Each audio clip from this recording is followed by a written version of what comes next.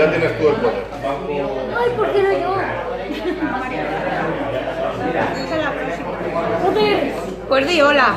Hola. Di hola, Santi. Hola, Sandy.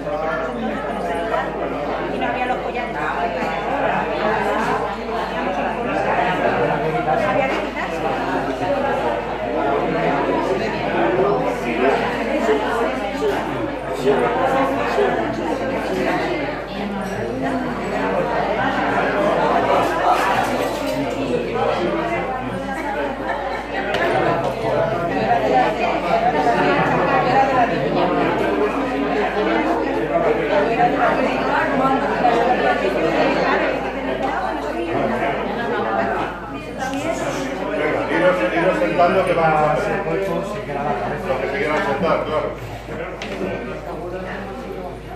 A ver, lo primero, ruego silencio, ¿vale? Ruego silencio, porque aunque tenemos aquí equipo de sonido y micro y tal, no funciona como yo quiero. Entonces prefiero que hable normal sin el micro, para que no se acople y para que no haya ecos. Y es importante que mantengamos el silencio para que se me escuche, porque si no hay que forzar mucho la voz. Se oye bien, pero hay que forzar. Vamos a empezar y voy a presentar a Álvaro. Tú no tienes que estar aquí.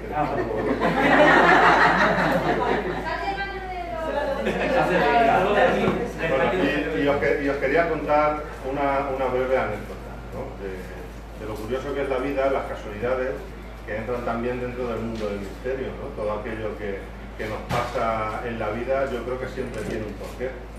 Y cuando conocí a Álvaro, fue una de las muchas casualidades que me suceden, que me han sucedido a lo largo de la vida, y es un caso muy curioso, porque si encontrar un poco de estadística, imaginaros lo difícil que puede ser conocer a una persona en Madrid, entre una multitud de, creo que son 4 millones de personas de población que tiene Madrid. A raíz del Twitter, Coincidí con Ecos de lo Remoto, vi que era un tema de misterio, vi a Álvaro Martín que estaba promocionando un espectáculo de un mentalista y lo seguí y hice un concurso, que curiosamente concursó muy poca gente. Y entonces yo le contesté y me tocaron unas entradas para ir a un mentalista. Y por cierto el espectáculo genial, ¿no? Y fuimos Isabel y yo al mentalista. Y yo no me fijo, yo me suelo quedar muy bien con los apellidos, nombres y tal, pero con las caras me cuesta más trabajo. Y íbamos andando por mitad de Madrid el día que íbamos al mentalista, entre 4 millones de personas, y me dice Isabel, ¿ese no es Álvaro? El de Álvaro Martín, el de las entradas. Y efectivamente, era Álvaro Martín. Lo paramos, empezamos a hablar con él en la calle y desde entonces hasta hoy. O sea, os quiero decir, la casualidad a qué punto nos lleva de conocer a una persona en un momento determinado que al final también puedas crear una afinidad, ¿no? Que puedas crear una amistad y que nos haya traído a que ahora en nuestro local, en el Noia Café Tertulias, Álvaro Martín de Ecos de lo Remoto viene a presentar su libro Enigmas y Misterio de Madrid. ¿Casualidad? No sé qué pensáis vosotros, pero yo creo que no. Yo creo que es el destino que al final lleva a que todo tiene que terminar, todo tiene que unirse en algún punto del camino. Bueno, pues aquí está Álvaro Martín para presentar su libro y os dejo con él. Álvaro Martín.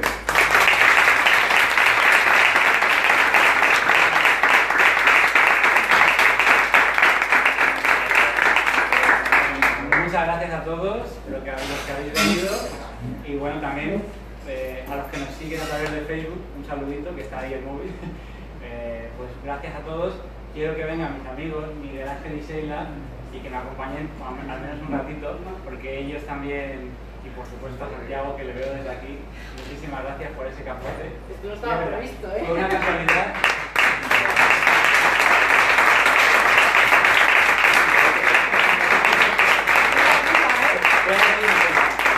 Cuando vosotros presentasteis el libro, yo prácticamente pasaba por allí y me dijiste, oye, ¿te atreves a presentarnos? Y dije, claro que sí, porque les tengo muchísimo cariño. Y yo ahora... Es una mentira total lo que está contando, porque me dijo, voy a pasarme 5 minutos porque me tengo que ir a trabajar, pero voy a pasarme. Entonces ya dije, como vienes, no te cuesta nada hacernos una pequeña presentación. O sea, pero bueno, esa dirigida pequeña... que son amigos y que yo lo hice, fue algo improvisado, yo no contaba con que os iba a presentar. Eso sí es cierto. Pasaba un ratito por allí, pero solamente podían ser unos minutos. Y ahora les devuelvo la pelota y a ellos están conmigo aquí a ese ratito. Así que nada, os dejo los micrófonos virtuales. Pues yo creo que para quien no nos conozca, yo Miguel, yo soy Sheila y somos vecinos, somos vallecanos y conocimos a Miguel y conocimos a Álvaro casi por casualidad, él vino a nuestra radio, estuvo viniendo muchos días allí con nosotros y yo creo que hoy es la oportunidad porque yo creo que tiene 2 familias. Yo siempre lo digo, ¿no? Que Álvaro tiene su familia real y su familia la que se ha ido encontrando por el camino y que todos estáis ahí siempre con él y da mucho gusto, ¿no? Cuando tú vas a un sitio o haces un proyecto que la gente te apoye porque es un momento muy necesario para ello. Yo creo que el libro que ha escrito Álvaro este era su libro porque yo creo que Enigmas y Misterios es lo que a él le cualifica, ¿no? A él le encanta ir a los sitios, conocer la historia y sobre todo contársela a los demás, que yo creo que es una faceta suya muy importante, ¿no? Que no hace las cosas por quererse a dar, notar, mira lo que sé, sino por compartir con los demás. Yo creo que mejor que Madrid, un sitio en el que está rodeado de leyendas, de subterráneos, perseguido por la Inquisición, tenemos momias, tantos rincones por los que hemos pasado miles de veces que ni siquiera nos hemos parado a pensar la historia del lugar. Y yo creo que este libro, Álvaro lo ha retratado muy bien. Era muy necesario, hay muchas de esas historias de las que hemos conocido, pero que él ha ido ampliando un poquito más y sobre todo a mí me gusta conocer la historia de alguien como yo, ¿no? De ese tú a tú, esa visión no de un historiador o ni alguien, no, porque a mí quizá lo que menos me importa cuando voy en una ruta, por ejemplo, a las de Álvaro son las fechas, al final eso se me termina borrando y lo que me importa es la historia. Así que yo creo que este es el libro de Álvaro, que lo vamos a disfrutar mucho. Esta tarde este es el primer disfrute, ¿no? Vamos a tener la primera introducción y deciros que para nosotros Álvaro es el rey, pero siempre decimos que para nosotros es nuestra musa y que siempre vamos a contar con él, de verdad. Y que ayer se lo dije pues, en un mensaje, ¿no? Que a veces cuando a veces haces cosas, ¿no? Que no gustan a todo el mundo, porque no pueden gustar a todo el mundo, pero yo creo que Álvaro es el ejemplo claro de que la constancia, el esfuerzo y sobre todo que la amistad y el cariño que se tiene que poder ir por encima de de eso. Así que yo creo que esta es tu tarde, disfrutará, te lo he dicho desde el momento que dijiste que iba a hacer un libro, que disfrutarás cada minuto porque es una experiencia única. Sigo tu consejo. No.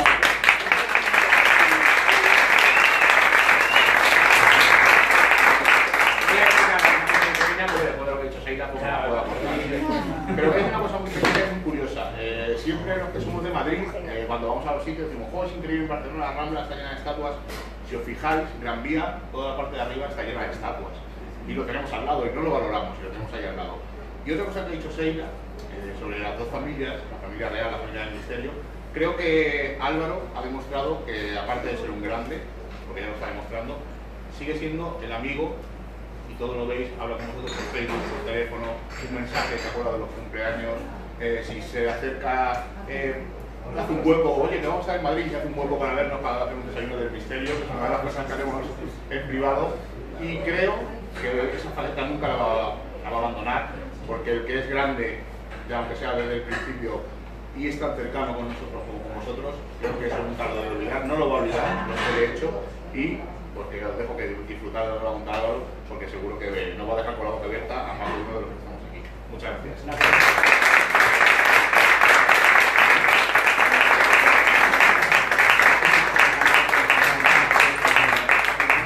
Bueno, pues empezamos con esta aventura que me llevó a recorrer algunos lugares de Madrid y me recordó, como bien decía Miguel Ángel, que efectivamente hay algunos sitios que los madrileños pasamos sin pena ni gloria por delante. Los propios madrileños ignoramos nuestra historia, nuestros lugares mágicos y demás, y luego vamos a París y nos maravillamos con algunas cosas que parecen preciosas. Pero, ¿qué tenemos en Madrid? Pues no nos falta de nada. Bueno, nos falta la playa, pero no nos falta casi de nada. Hoy os he puesto así, pues con este formato tipo cuaderno de campo, con esa hoja arrancada. Yo me llevaba mi cuaderno también para tomar apuntes en los sitios. Pues os he puesto algunas fotografías, como cuando uno va de viaje y le enseña a sus amigos el álbum de fotos. Pues yo he ido de viaje a mi ciudad. He hecho de turista, he cambiado la vista, la visión, para fijarme en cosas que habitualmente pues, no te fijas, porque el madrileño siempre va corriendo a todas partes. Eso lo sabemos bien, ¿verdad? Porque se le queda el semáforo o porque está perdiendo el metro. Pero siempre vamos corriendo y aquí vengo a reivindicar porque hay un Madrid misterioso. Y como decía el poeta Paul Eluard, que hay muchos madriles, pero todos están en este libro, entre comillas también, y también dentro de la propia ciudad hay como diferentes capas. Y esas capas han tomado forma de capítulos en este libro de Enigmas y Misterios de Madrid, que por supuesto luego lo tenéis aquí a vuestra disposición y podemos firmar y demás. Pero empezamos con el Madrid sobrenatural, entre milagros y leyendas. Pues efectivamente, Madrid es una ciudad que, especialmente a partir de que se convierte en capital, con Felipe II, pues empiezan a surgir una serie de historias que crean una huella, que crean una impronta en la ciudad y que de alguna manera nos hacen, a los madrileños actuales, ver la ciudad de otra manera. Podemos experimentar cómo era Madrid antaño. Hay muchas cosas que han desaparecido, tristemente, pero otras huellas quedan todavía en forma de calles, en forma de estatuillas, en forma de pinturas, en forma, en fin, de edificios también. Voy a enseñaros algunas fotografías. Bueno, vamos a hablar de San Isidro, como no podía ser de otra manera. Hemos empezado con esta foto muy curiosa porque este es un sitio que pocos madrileños conocen realmente. Podríamos decir casi que levante la mano el que haya estado en este museo. Vamos a hacer la prueba. ¿Alguien ha estado en este museo? 1, 2, 3, 4. 4 personas. Pues tenemos aquí un pozo, que ya veis que está cercado, un pozo que tiene una historia milagrosa.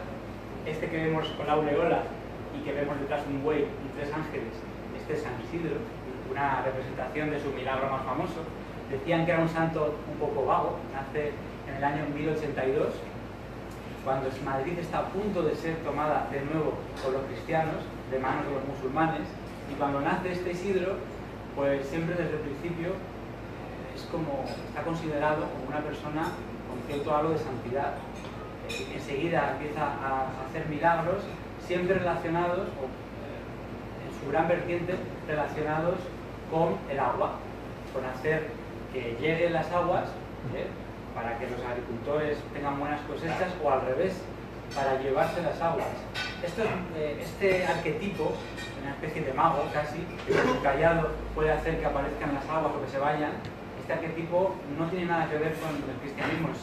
Mucho antes ya se hablaba de personajes extraños que vivían dentro de cuevas o que eran nómadas, iban de pueblo en pueblo y con una limosna eran capaces de conjurar las lluvias o de llevárselas. Todo esto mucho antes del cristianismo. Y aquí surge este Isidro, con ese refrán de San Isidro Labrador, quita el agua y pone el sol, cuando queremos que haga bueno por Madrid. Yo lo he hecho en las rutas que hago, este salmo, esta oración no me ha servido para mucho. Me ha caído cada chaparrón tremendo, y aún así los valientes han recorrido Madrid bajo la lluvia. Bueno, pues estamos al lado y estamos en las ruinas de lo que dicen que es el Pozo del Milagro. Isidro Merlo, que así es como se llamaba, pues era un labrador y trabajaba para muchas casas, pero una de las más importantes era la de Iván de Vargas. Este pozo está en un lugar muy cercano a donde estaría una de las casas donde trabajó el propio Isidro, y en este lugar vemos esas ruinas de un pozo, efectivamente. Él estaba emparentado, casado, y después se separó de Santa María de la Cabeza, María Olivia. Santa María de la Cabeza, que nace en Guadalajara, por eso que estamos hoy aquí también para recordar que nace en un sitio donde además, después ella, cuando se separa de Isidro, ellos eran ya muy mayores, se separan para vivir una vida religiosa, de acercamiento a Dios y demás, se viene al lugar donde, a Caraquí, a Uceda, donde además se veneraba una Virgen Negra, que luego veremos la relación que tenía San Isidro o Isidro Merlo con las vírgenes negras, que son un auténtico enigma. Bueno, pues aquí tenemos este pozo. ¿Qué sucedió? Su hijo pequeñito, Illán, se cayó al pozo y no había manera de sacarlo. Estaba muy abajo y no había manera. El niño estaba prácticamente muerto. Los dos santos, porque Santa María de la Cabeza también tiene sus milagros, Santa María y San Isidro rezan y las aguas empiezan a subir hasta el brocal. El niño aparece completamente sonriente, sano y perfectamente, porque rezaron, porque se encomendaron a las dos vírgenes que ellos eran tan devotos. Una de ellas, la de la Almudena, que también la tenemos en el libro, y en esos orígenes de Madrid, esa virgen que sale a flora de la muralla musulmana, no deja de ser simbólico como el primer milagro de la Virgen de la Almudena, que por cierto, Almudena viene de Almudaina, que bueno, significa ciudad fortificada, del árabe.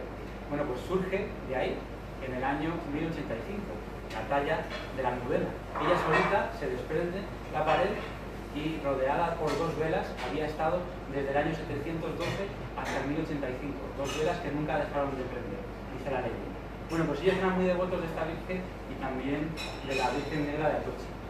Siempre con esa coloración, esa pigmentación. Luego comentaremos algo de eso. Aquí tenemos el pozo, se puede tocar, bueno, a ver, en realidad está vallado, pero si metes la manita por debajo puedes tocar las piedras que forman parte de una leyenda.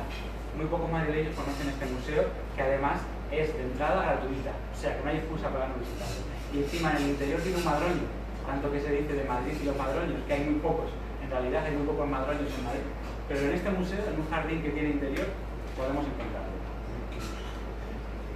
Aquí tenemos el sepulcro de la colegiata de San Isidro, donde está lo que queda de Santa María de la Cabeza, porque a Santa María la despiezan, porque ya sabéis este tema de las reliquias, incluso la propia cabeza se la arrebatan. Antes era muy normal, entre comillas, a los santos arrancarles una mano, un dedo y acercarlos a los enfermos para curarse. Madrid no se iba a quedar atrás, tiene lugar con la colección más grande de reliquias, el monasterio de Escorial. Bueno, pues aquí tenemos los cuerpos de los dos. Y aquí una vez más Isidro triunfante. Y una cosa interesante sobre Isidro es que, en primer lugar, fue extrañamente longevo. Dicen que vivió 90 años, que para aquel siglo XI era muchísimo, 90 años. Está muy por encima de la esperanza media de vida. Y además dicen que medía más de 1,80 m, cosa que para la época os aseguro que era un auténtico gigantón. Queréis conocerlo, ¿verdad? Queréis desearlo. No sé qué decirle. El pobrecillo no queréis que tenga muy buena pinta. Esta es una fotografía del principio del siglo XX de su cuerpo incorrupto. Esta es la momia de San Isidro.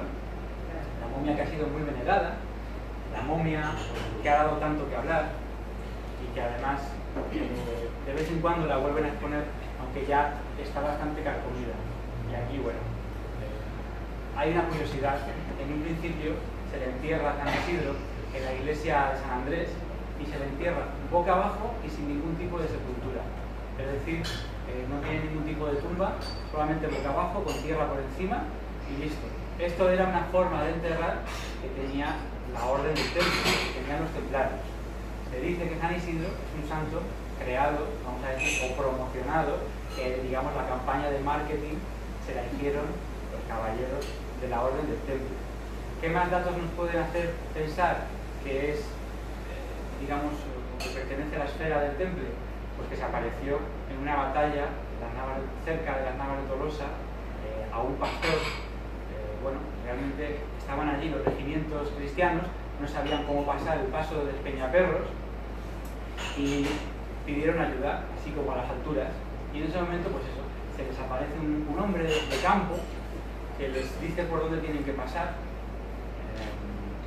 Es muy curioso cómo les dice la senda perfecta para que los almohades, para que los ejércitos musulmanes que estaban esperándoles ya en uno de los barrancos, pues no les pillaran y por tanto no hubiera sido prácticamente una masacre, una muerte segura para estos cristianos. Más adelante, varios monarcas, varios jerarcas y algunos grandes maestres templarios que estaban ayudando en la Reconquista acudieron a Madrid en el año 1213 y al ver el sepulcro y el cuerpo de Isidro, pues ven en él a ese pastor que se le había aparecido en el paso de Peñaperros, que les había dicho cómo podían cruzar la montaña sin ser vistos y sin ser emboscados por estos ejércitos musulmanes. Por lo tanto, eso es un milagro ya por norte de este San Isidro. Santa María de la Cabeza, como decimos, también fue famosa por ciertos milagros. La forma más representada en la que vais a ver a Santa María de la Cabeza es con su cabeza tapada por un velo, lleva un jarro de aceite en una mano y en la otra una antorcha. Ella era santera, es decir, se encargaba de cuidar una ermita que era muy frecuentada por la orden del templo y que además tenía una estatuilla de la Virgen de la Cabeza. Por tanto, una virgen en esa época, una virgen negra. Se representa con el jarro de aceite y con la antorcha, que son los atributos que tienen las santeras, las que se encargaban de cuidar esas ermitas. Pero es que en otras religiones antiguas, grecorromanas, a algunas diosas también se les ha representado con el jarro de aceite y la antorcha. Que son vestigios de otras culturas y de otras religiones. Dicen que cuando están separados, ya lo digo, cuando están separados, él se queda en Madrid, ella se queda en Caraquiz, y los separaba de alguna manera el Jarama, el río Jarama. A San Isidro, a Isidro Merlo, le llega una historia de que esta mujer le estaba haciendo infiel con unos pastores que estaban allí y que a ver qué vida estaba llevando separado de él. Así que él, ante tanto revuelo, para poner un poco de calma, acude al lugar. Cuando acude al lugar, resulta que se pone a llover de una manera torrencial como nunca antes, el río Jarama empieza a crecer, las aguas embravecidas, él no puede cruzar. Pero viene a su encuentro una mujer tocada con un velo, con una antorcha y un jarro de aceite, que ya desde lejos él intuía que sería esta Santa María de la Cabeza. Se quita su velo, lo coloca encima del río, se monta encima del velo y cruza el río perfectamente como si fuera la más segura de las embarcaciones. En ese momento se reencuentran los dos y San Isidro se arrepiente mucho de haber dudado de esta mujer, que ya vio que Dios estaba a su favor. Milagros de ellos, muchísimos. Por ejemplo, ellos daban su poca comida, la compartían con los más necesitados y como no tenían nada decían que sea lo que Dios quiera. Y cuando abrían el puchero estaba a rebosar de comida. Siempre tenían para repartir con los más necesitados. También hay algún milagro relacionado con la resurrección. La hija de Iván de Vargas, María, estaba muerta cuando llega Isidro de un viaje, encuentra que toda la familia está muy afligida, acude al lecho, la coge entre sus brazos y dice: esta niña no puede estar muerta. La coloca en un lugar especial que estaba rodeado de cirios, de velas y demás, y en ese momento se pone a rezar hasta que la niña se despierta y le dice a Isidro: ¿qué quieres, Isidro? ¿Qué quieres? Y ahí en ese momento todo el mundo se arrodilla y ve que ha habido un milagro porque la niña no tenía constante vital, estaba muerta. También ha revivido algunos animales, es un santo que también tiene cierta fama de milagrero en cuanto a los animales. Y ya digo, pues es un ejemplo también de generosidad que se puede ver muchas veces en vidas de santos. Un personaje muy interesante y muy peculiar, que está aquí muy desgranado, pero que si queréis seguir su historia y sus huellas, pues no tenéis más que dar un paseo por Madrid y entrar de forma gratuita a los lugares que os he comentado. Y ya digo, vais a impregnar una historia apasionante que es la de San Isidro y cómo durante muchos años el culto a San Isidro estuvo prohibido, hasta que finalmente es beatificado primero y después canonizado, pero hasta que no es nombrado santo, este hombre estaba completamente prohibido, estaba vetado en Madrid. ¿Por qué? Pues tal vez sea por esa conexión que pudo tener con la Orden del Temple. Y sabemos que incluso cuando él nace ya existía la Orden del Temple, por lo que fueron coetáneos. Así que podría ser un santo inventado, o bien, bueno, vamos a decir que impulsado por esa Orden del Temple. Y cómo no hablar de... Y cómo no hablar de esa Virgen de Atocha, esa Virgen que tanta devoción ha tenido la monarquía. La propia Leticia Ortiz pasó por la Basílica de Atocha cuando se casa con Felipe para ofrecerle un ramo de flores. Pero la historia de esta talla nos dice que incluso Virgen de Atocha viene del atochar, de una plantación de esparto que había por la zona donde hoy tenemos Atocha, que corría un riachuelo. Estas vírgenes negras siempre están asociadas a la naturaleza. Por ejemplo, la de Montserrat en Barcelona aparece en ese macizo montañoso. Siempre están asociadas a un elemento natural. Ahora os contaré mi teoría sobre esto, que no es mía, la dicen muchos otros autores, pero que bueno, no deja de ser una teoría. Y se encuentra, dicen que a pesar de que se encuentra aproximadamente en el siglo VIII, hay quien dice que el origen de esta estatua era tan antiguo que se construyó en la época en la que la propia Virgen María, la modelo en sí, estaba viva todavía. Y dice que viene de Antioquía, de unos talleres de Turquía. Y hay quien ha querido ver ahí Antioquía, Atocha, una especie de similitud. Pero en realidad es más bien por esto que os digo, los atochares son los campos de esparto. Y fijaros que es una representación, una Virgen con el niño en su regazo, que hemos visto ya en otras culturas. Hemos visto a Isis también con su hijo Horus, de la misma manera. Por lo tanto, nada nuevo bajo el sol, pero se reconvierten esos mitos para darle la forma también relacionada con el cristianismo. Y en Madrid tenemos nuestra Virgen Negra, que lógicamente pues es uno de nuestros orgullos. Una historia curiosa sobre esta Virgen Negra nos la cuenta un caballero llamado Gracián Ramírez, que bueno, él en la época en la que Madrid estaba siendo asediada por los árabes, él le construye una fortificación a esta Virgen de Atocha, y los árabes estaban pensando que en realidad, en lugar de una ermita, lo que estaba construyendo era una especie de fortaleza. Y estaban bastante asustados con este tema. Cuando terminó la ubicación, pues fueron a asediarla rápidamente. Los musulmanes, temerosos de que estuviera organizando algún tipo de resistencia.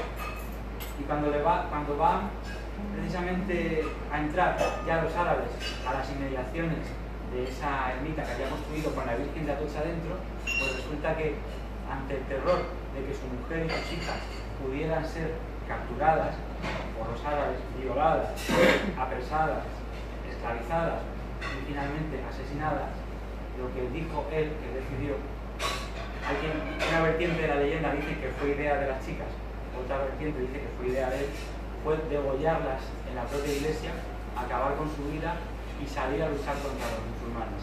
Salió con tanta fuerza que la batalla la ganó.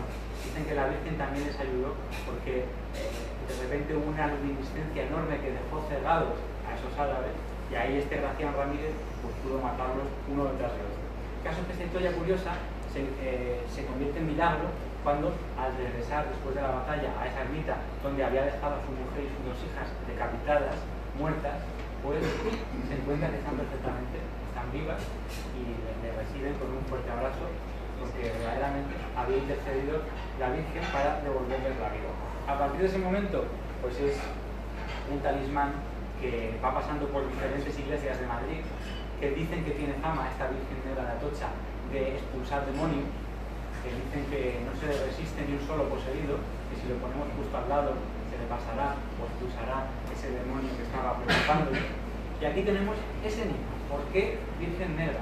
Bueno, pues yo tengo la teoría de que, como este mito de la madre, de la diosa madre con el hijo, viene de mucho antes, pues yo tengo la teoría de que el color negro podría tener algo que ver también con la tierra fértil.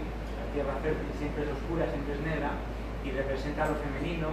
Muchas de estas diosas tienen algún tipo de... En el caso de la Virgen no es una diosa, pero es una representación prácticamente de una deidad. No es solamente esto, pero ya me entendéis que estas vírgenes a veces tienen esa fama de están asociadas con la maternidad, con la fertilidad y bueno, con todo lo femenino. Por lo tanto, la tierra fértil es fecundada por el Padre Sol y ahí tenemos ese contraste de él y ella y del yin y el yang. Aquí tenemos este enigma de las vírgenes negras, que por cierto, eran muy queridas y muy alabadas por los caballeros de la Orden del Templo y también por San Isidro y Santa María de la Cabeza, otro vínculo más para unir a estos santos por la Orden del Templo. Por no hablar del hijo de Illán, que directamente se fue a una ermita templaria. Se fue a una ermita templaria en Toledo, en Cebolla, y ahí estuvo el ermitaño, donde, muy cerquita de donde había un castillo por el que pasó la Orden del Templo. O sea que tiene muchas vinculaciones, y en Madrid, que se dice que no hay casi huellas de templario, pues las tenemos incluso en Madrid capital.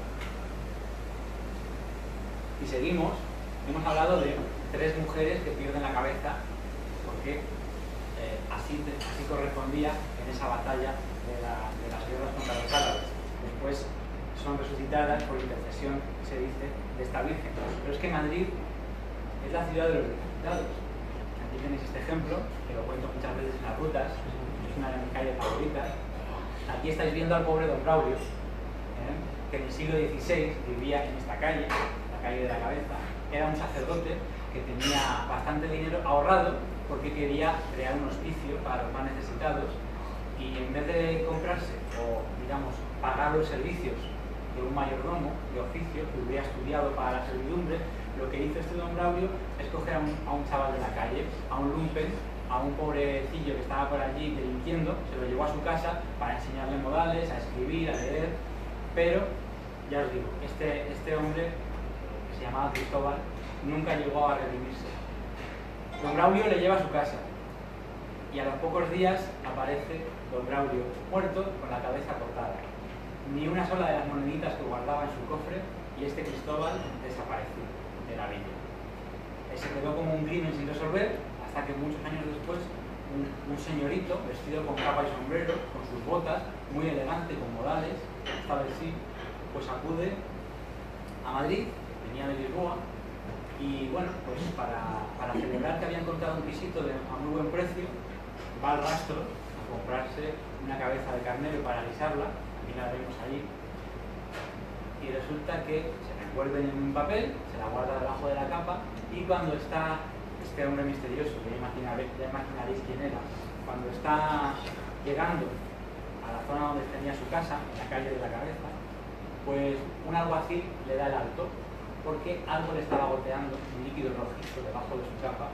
¿Puede usted enseñarme, por favor, qué lleva debajo de la capa? Y el hombre, claro, este hombre que era Cristóbal, claro, sí, la desenvuelve, y esa cabeza, que tendría que ser de carnero, pues tomó la forma de esta otra, la forma de la cabeza de don Braulio. Mágicamente mutó, cambió, un espejismo, una ilusión, pero el caso es que lo que vio el alguacil era la cabeza de don Braulio. Por supuesto, este Cristóbal es detenido, es ajusticiado en la Plaza Mayor, y en el momento que le ajustician, la cabeza humana pasa a tener otra vez forma de cabeza de carnero.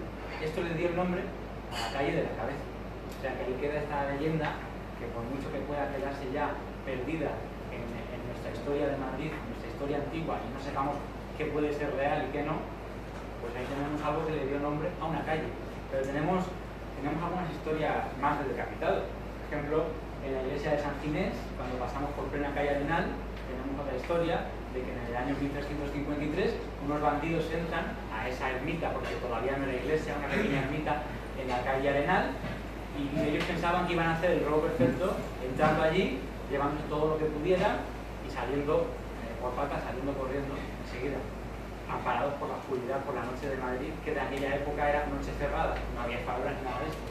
Bueno, pues no esperaban encontrar dentro de la iglesia que hubiera una persona, un hombre que estaba rezando, el pobre, a quien se le ocurre, ¿verdad?, a esas horas irse a rezar, pues claro, para seguir siendo un robo perfecto tenían que matarlo, pero no se conforman con matarle, sino que le matan y le cortan la cabeza, otra vez en Madrid, otra cabeza que rueda por las calles de Madrid, en este caso por el suelo de la iglesia. Al día siguiente descubren el pastel unos monaguillos que entran en la iglesia y nunca, como pasa aquí, nunca se encuentra, se busca por todo Madrid, que en aquella época era un pueblecito, se busca por toda la villa y no aparecen los responsables de esta decapitación, de esta muerte y del robo de objetos de valor que siempre había en estas iglesias. Así que como los vivos no eran capaces de resolver el misterio, tuvieron que encargarse de echar una manita desde el más allá. Aparece una sombra en la puerta de la iglesia de San Ginés, una sombra sin cabeza. O incluso para que nos lo podamos imaginar más tétrico, pues que tenga la cabeza en las manos. Bueno, pues con esa sombra y esa cabeza parece ser que consiguieron hablar. Hablaban para decir quiénes habían sido los asesinos de esa persona que estaba apareciendo ese fantasma y quiénes eran también los ladrones de la iglesia, que eran los mismos. Así que la Guardia Real de Pedro I el Cruel fue a buscar a estos cacos y a estos asesinos al lugar donde les habían indicado, unas cuevas en Madrid, ese Madrid subterráneo que se dicen que Toledo es un queso gruyere, Madrid no se queda atrás, tiene muchos subterráneos y tiene también pues, muchos vericuetos que están bajo tierra. Bueno, pues los encontraron, los condenaron a despeñarlos por un barranco, que en Madrid antes había bastantes, y esa fue su pena. Y a partir de ese momento, en la iglesia de San Ginés ya no aparece ese espectro sin cabeza. Bueno, ¿qué nos dice todo eso también? Nos dice que a veces el misterio se resuelve, a veces dejan de aparecer los fantasmas cuando, digamos, que se resuelve el caso real, en este caso, pues un crimen. Vamos a continuar. Madrid, ya digo, la ciudad de los decapitados, tiene otra historia. La actual calle Barbieri, que está en Chueca, antes se llamaba la calle del Soldado. Esta calle del Soldado se llamaba así porque un soldado pasaba por sus calles muy enamorado de una tal Almudena Gautini, esta mujer que se quería meter a monja, pero el soldado, digamos, que estaba todo el rato acosándola, intentando convencerle que no se metiera a monja, que quería intentar una relación con ella, quería hacerle su mujer. Esta mujer tenía las ideas muy claras, quería meterse a monja en el convento del Caballero de Gracia, en la calle del Caballero de Gracia. Bueno, pues como se negaba, y además ella misma, digamos que decidió que iba a entrar al convento un día antes para intentar despistar a este soldado, él estaba pendiente de todo y ese día que se iba a meter a monja le estaba esperando la madre superiora en la puerta, Almudena. El soldado acaba con la vida de esta chica, le corta la cabeza y se la entrega a la madre superiora diciéndole: aquí tiene Almudena, ¿verdad? Y se marcha. Por supuesto, este hombre es detenido, este hombre es ajusticiado y luego cuenta una historia que la Beata Mariana de Jesús, otro personaje que aparece por el libro, lo convence de que en sus últimas palabras, en sus últimos momentos, se convierta de nuevo al cristianismo, porque él había renunciado a toda la fe y que, a pesar de que fue ejecutado, pero fue ejecutado como cristiano, por así decirlo. Recuperó, le devolvió la fe esta beata tan importante en Madrid. Pues ya digo, Madrid, y hay más historias, pero Madrid, ciudad de decapitados. Eso es interesante y es algo que a lo mejor otras ciudades no tendrán. Hombre, no es ningún orgullo, pero ahí están las historias. Luego tenemos una ruta interesantísima paseando por la ciudad de Madrid, que es el Madrid de la Inquisición. Hay mucha leyenda negra, hay muchas historias un tanto fundadas sobre lo terrible y lo cruel que fue la Inquisición en España y concretamente en Madrid. Realmente se queda corta comparada con otros países, como por ejemplo Alemania o Francia o Reino Unido. Ahí la Inquisición sí que agarró fuerte y sí que se cobró muchísimas víctimas. Aquí también, lo que digo, digamos que ha quedado como con mucha fama la Inquisición española, no fue tan brutal como se les dice. Sin embargo, no estoy aquí para defenderla porque voy a contar unas historias terribles y cómo la mayoría de los que mueren víctimas de un auto de fe, pues mueren de forma injusta, porque realmente el auto de fe es darle un barniz legal a un juicio por motivos religiosos. ¿Quién entraba aquí? Pues, por ejemplo, las brujas y brujas, que ya veis cómo ha quedado la palabra como estigmatizada, las brujas. Bueno, también simplemente pues, un infiel podía entrar en un auto de fe, no tenía por qué acabar con la muerte. Los herejes,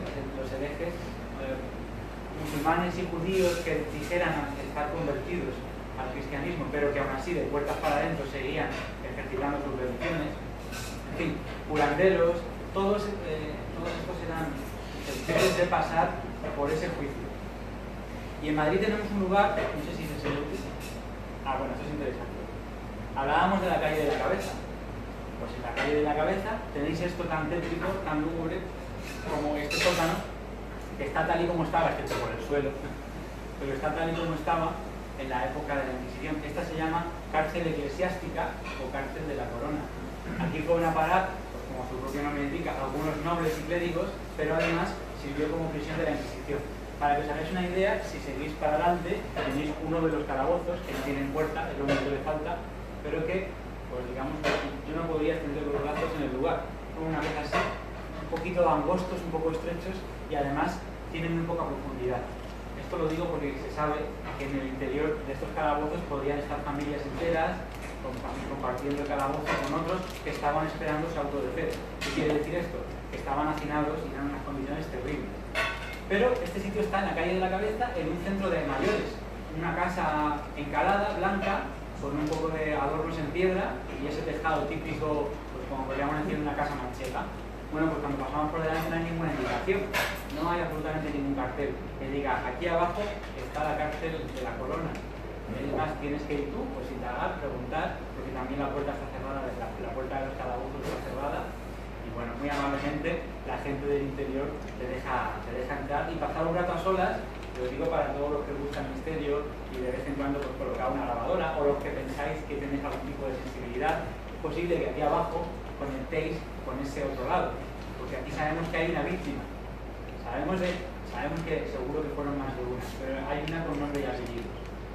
Y no tiene que ver con la Inquisición. Es el caso de Matías Vinuesa, un sacerdote muy conservador, luchó contra los franceses aquel 2 de mayo de 1808, pero nos tenemos que ir a lo que en los libros de historia se llamaba el trienio liberal, de 1820 al 23, era un paréntesis en el gobierno de Fernando VII.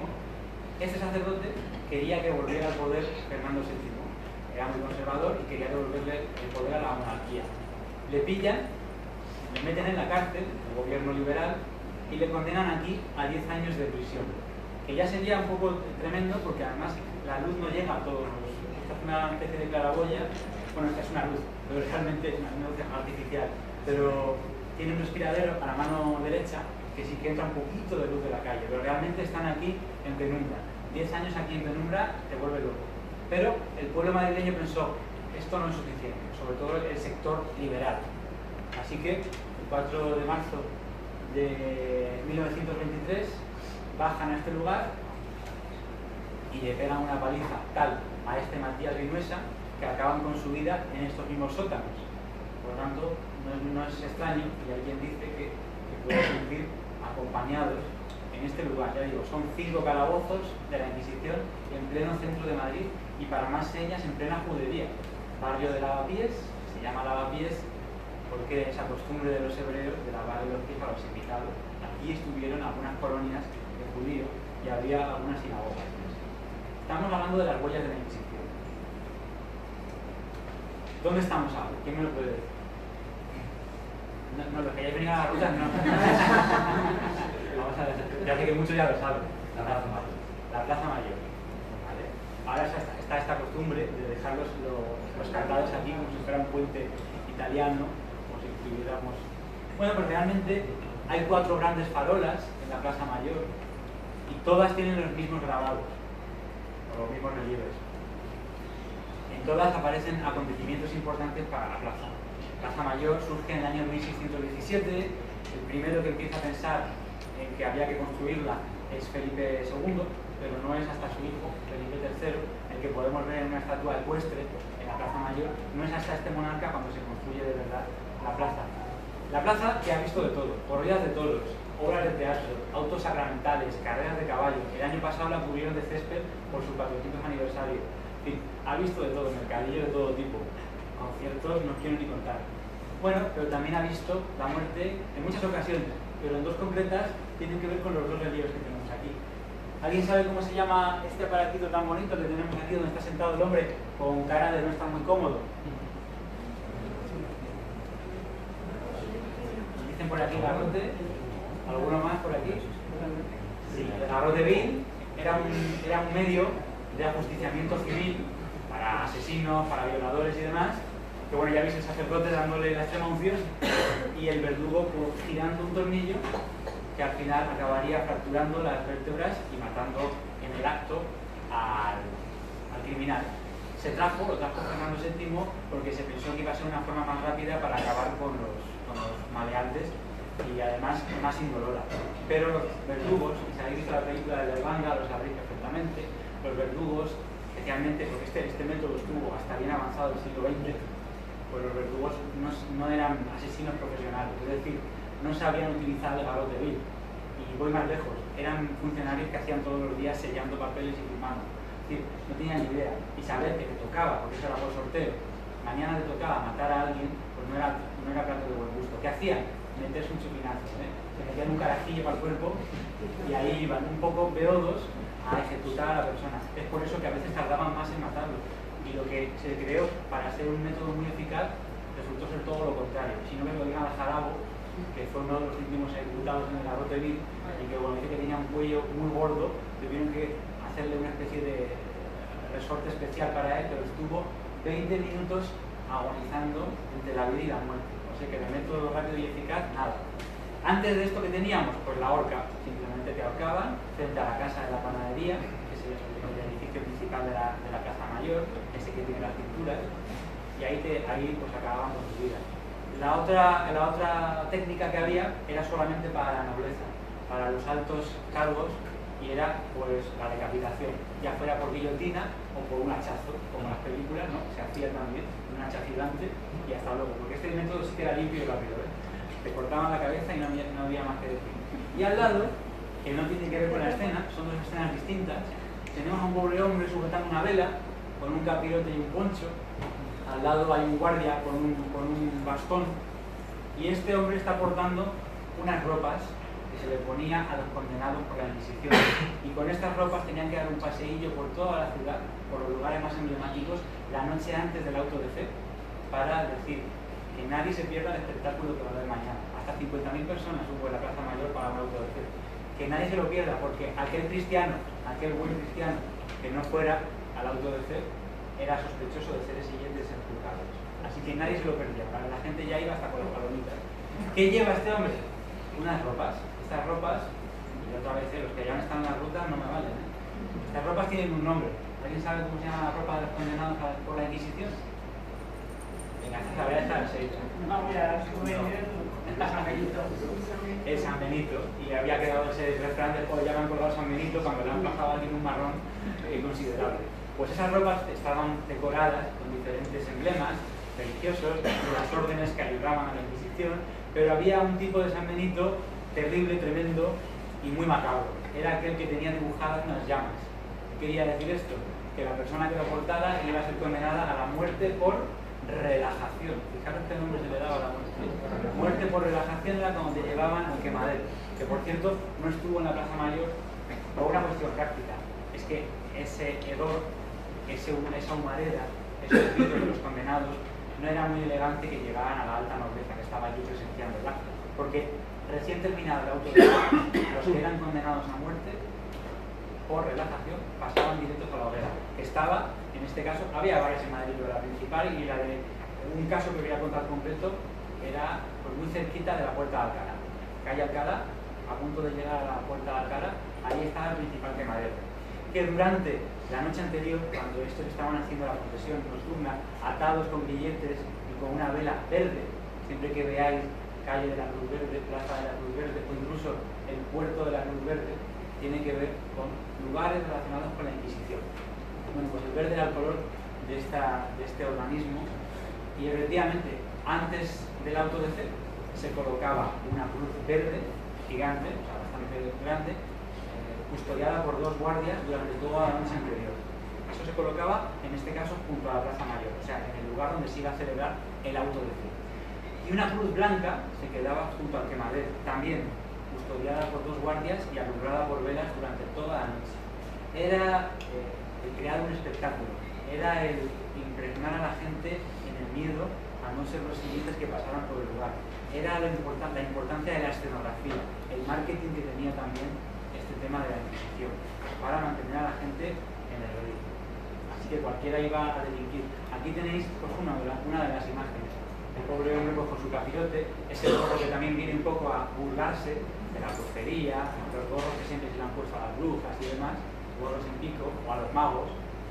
Y os voy a contar un caso concreto. 4 de julio de 1632 vienen a Madrid unos presos procedentes de Toledo, porque Felipe IV había dicho: sí, yo voy a presidir el auto de fe, pero como estoy muy liado, no me puedo mover a Toledo. Así que traedme de aquí los presos, montado todo en la Plaza Mayor y lo hacemos aquí. Bueno, pues 2 ejemplos muy rápidamente.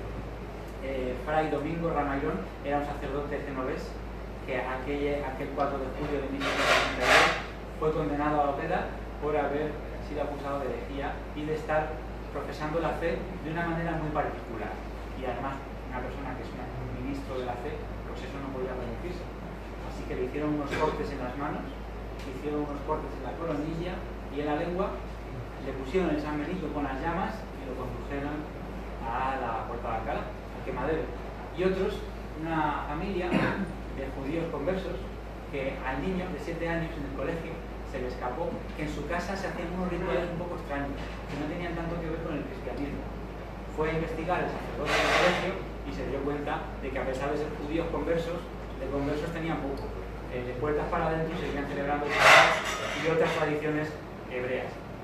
Fueron todos detenidos, el niño de 7 años, hermanas de 12 y 13 años, el padre y la madre, todos pasaron por la hoguera aquel tremendo día del 4 de julio de 1632. O sea que no se libraba a nadie, pero es verdad que en proporción de muertes España tampoco fue especialmente virulenta, por así decirlo. Y fijaros, pues, en el libro podéis encontrar dónde estaba la sede del Santo Oficio, podéis encontrar unas pocas cosas que son interesantes, incluso cómo a veces los nombres de las calles tenían que ver con la Inquisición. Esto es muy bonito, el paseo por Madrid, porque la Plaza Mayor, que está tan concurrida, la Plaza Mayor que siempre tiene muchísimo ambiente, pues a mí me ha llegado alguna historia de fantasmas en la propia plaza o en los edificios que están en la plaza. La gente en la época de la Inquisición tenía miedo de pasar por la Plaza Mayor de noche porque creía que estaba habitada por los fantasmas de los condenados, así que no pasaban por el lugar. Era un sitio tenebroso para todo Madrid. El Madrid de los duendes, una parte que me gusta mucho, y yo pongo esto como icono. No tantas ciudades en el mundo tendrán la oportunidad de tener una estatua dedicada a un duende, a un ser feérico, a un ser de la naturaleza, a un elemental.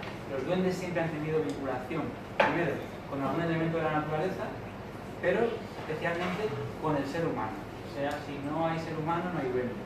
El duende existe para ayudar o para hacer travesuras con el ser humano. Del propio conde duque de Olivares, que ya hemos hablado de Felipe IV y era niña y carne, pues del propio conde duque de Olivares se ha dicho que tenía también un duendecillo de este tipo que le ayudaba a sus tropelías, que decía que era un mago negro. En el libro, por supuesto, os cuento la historia del duende del Retiro y de cómo yo creo que el Retiro es un parque mágico, es un parque esotérico. La portada, ya tenéis al ángel caído. Pocas ciudades tienen esta estatua, muy pocas en el mundo, y ninguna a 666 metros sobre el nivel del mar, o sea que es una pasada. Y este duendecillo, que lo ponen además en la Casa de Fieras, algunos de los que estáis aquí ya estuvisteis conmigo en la presentación en la Feria del Libro y pudisteis ver cómo, bueno, desde algunos puntos explicábamos esto, llama la atención, es muy reciente, es de 1985 esta estatua, y la leyenda se cree que también es bastante reciente, que surgiría como en el siglo XVIII, a pesar de que el Retiro existe desde antes, pero se cuenta que es con Felipe V cuando, pasando por aquí este monarca, tuvo que resignarse a vivir en el Palacio del Buen Retiro, porque el Palacio Real no acababa de construirse precisamente por la presencia de duendecillos, fenómenos extraños en la construcción del Palacio Real. Bueno, pues decían que veían un ser pequeñito. Siempre los duendes pueden ser de muchas fisionomías, pueden ser con orejas puntiagudas, con la nariz grande, con la nariz pequeña, pueden ser barbudos, pero siempre son chiquititos. Entonces se veía por los arbustos del Retiro un duendecillo que siempre que aparecía hacía brotar flores de los arbustos, hacía crecimiento exuberante de todos los árboles, estaba muy asociado por tanto a la naturaleza. Y además las parejas de nobles que paseaban románticamente por el Retiro, las mismas que con Felipe IV estuvieron buscando tesoros o que veían las batallas de barcos, las naumaquias que había en el estanque, pues esas mismas parejas paseando por este parque tan bucólico, si se encontraban con el duendecillo, era un símbolo de que tendrían amor eterno, de que su amor sería fuerte y de por vida. Bueno, pues esta leyenda además aparece con la flauta, como el flautista de Hamelin, y lo vemos en la casa de Fiera, nada más y nada menos. Algo muy tenebroso, la parte oscura del Retiro. Albergó todo tipo de animales, hasta una osa polar, y además albergó también seres humanos. Se hablaba del zoo humano, que traían personas muy exóticas de diferentes países para exponerlos, como si fueran animales también. Y a veces había peleas de el hombre contra la bestia o de diferentes bestias, por ejemplo, un león contra un toro, y se hacían en el foso, que hoy en día podemos ver también. Pero me gusta saber que con el tiempo se acabó esta tradición, los animales fueron llevados al zoo, se acabó esta tradición y en su lugar ya no queda nada, quedan algunas palomas que están por todo el Retiro, pero en su lugar queda solamente este elemental de la naturaleza que parece que con su flauta hubiera amansado a los humanos y a las fieras, y queda él presidiendo la casa de fieras. Me gusta mucho esta historia. Tenemos una casa de duendes en Madrid, que la cuento en el libro pormenorizadamente, una casa que estuvo ocupada por diferentes inquilinos y que durante más de 100 años se dijo que había duendes. Un pequeño paréntesis: antiguamente, cuando se hablaba de una casa con duendes o se hablaba de casa enduendada, no era exactamente, no tenía por qué haber un ser de estos danzando con su gorrito, sino que era lo que hoy podemos decir una casa encantada, prácticamente, o lo que asociaría a un fenómeno de poltergeist, en el que los objetos se mueven solos, las puertas se cierran, fenómenos un tanto violentos, y a veces alguna presencia, y a veces chiquitita, como es el caso de estos duendes. Pero cuando se decía que en mi casa hay duendes, era más bien que había fenómenos extraños, era la forma de decirlo en el lenguaje antiguo. La Casa de los Duendes, que nace en 1669, nada más y nada menos, por la muerte de un noble, de Nicolás María de Guzmán. Esta casa no se ha sabido ubicar muy bien, pero está por la zona de Princesa, cerca del Palacio de Lidia. Por allí había una casita que hoy en día ya no existe, ya contaré por qué no existe. Pues sí, efectivamente, esta casa, muere esta persona, queda desocupada, y en el siglo XVIII, en el mismo lugar, se crea una taberna. En esta taberna iba lo peorcito de Madrid: jugadores empedernidos, borrachos, pendencieros, traficantes. Acudían a esta taberna, se lo pasaban muy bien, hacían muchísimo ruido, se peleaban a veces, volaban las sillas, pero no por ningún fenómeno extraño, sino por los borrachines que estaban allí. Y hubo una personita, o un duende, se le llamó el duende barbudo, que en una de estas timbas acudió, no entró por la puerta estaba custodiada para que no entrara ningún policía, porque eran timbas secretas. No entró por la puerta, no se sabe cómo entró, pero dentro estaba aquel enanito barbudo que en un momento dado hace que se apaguen todas las luces, todos los candelabros y demás que había en el lugar, y gracias a la oscuridad pega una paliza tremenda a todos los que estaban allí. Al día siguiente, días después, ya sabían que pasaba por aquí este duende o este enano, y resulta que decidieron poner guardias por todas partes y estar todos armados esperando.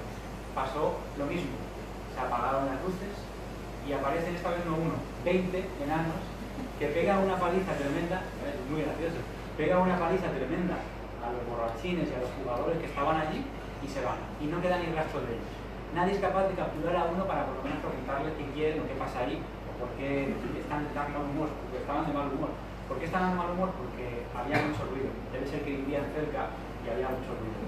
Estos duendecillos o enanos, se quiso resolver el tema. A esta casa acabó acudiendo a la Inquisición incluso.